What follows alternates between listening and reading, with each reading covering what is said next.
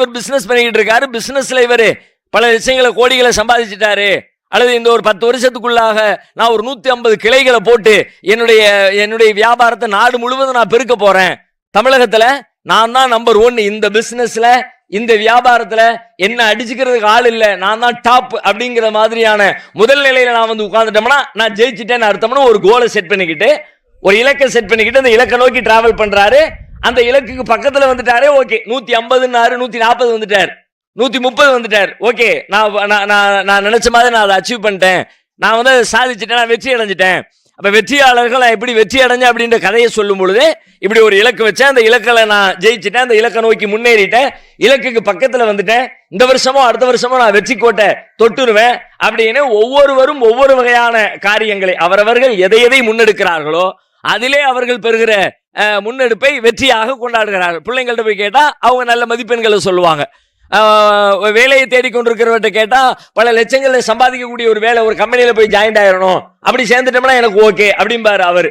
அவர் ஓட்டப்பந்தய வீரர் இருக்கிறார், நான் ஓட்டப்பந்தய ஒலிம்பிக்ல போய் கலந்துக்கிட்டு இந்தியாவுக்காக வேண்டி தங்க மெடல் வாங்கிட்டு வரணும், வந்துட்டோம்னா ஓகே.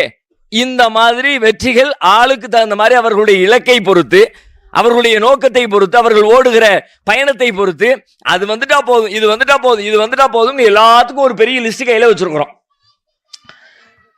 இந்த மாதிரியான லிஸ்ட் உண்மையில கரெக்டா இந்த மாதிரி எதுவெல்லாம் வந்தால் வெற்றி அப்படின்னு நம்ம சொல்றோமோ, உண்மையில நம்முடைய ஓட்டம் எல்லாமே அந்த இடத்தை அடைவதா அப்படின்னு ஒரு கேள்வி கேட்டா, நிஜத்துல நம்ம எதை இலக்குன்னு வச்சுட்டு போறோமோ அது அல்ல நம்முடைய நோக்கம். உண்மையா நீங்க தனியா உட்கார்ந்து யோசிச்சு பார்த்தா, சிந்திச்சு பார்த்தா, எதை நோக்கி மனுஷன் ஓடுறோமோ, மனிதர்களுடைய ஓட்டம் இருக்குது, இது கிடைச்சிட்டா போதும்பா, அதை அடைஞ்சிட்டா போதும்பா அப்படின்னு எதை நோக்கி ஓடுறாங்களோ அதுதான் அவர்கள் அவங்களுடைய வெற்றிக்கான அளவுகோல். இதை அடைஞ்சிட்டா போதும் அப்படின்னு நினைக்கிறவங்க நிஜத்துல அதை அடைவதற்காகத்தான் போராடுகிறார்களா அப்படின்னா, அதை அடைய யாருமே போராடவே இல்லை. வீடு இல்லை, வீடு கட்டிட்டா போதுன்னு முடிவெடுத்தார் ஒருத்தர். சொந்தமா ஒரு நிலம் வாங்கி பக்கத்துல ஒரு 10-20 தென்னை மரங்களை வச்சு அப்படியே ஒரு பெரிய தோட்டத்தை மாதிரி உண்டாக்கி, அந்த தோட்டத்துக்கு இடையில ஒரு 2 ஏக்கர்ல பிரம்மாண்டமான மாளிகை மாதிரி ஒரு வீட்டை கட்டி உட்கார்ந்துட்டேன்னு வச்சுக்க, அது போதும்பா அப்படிங்கிறாருல.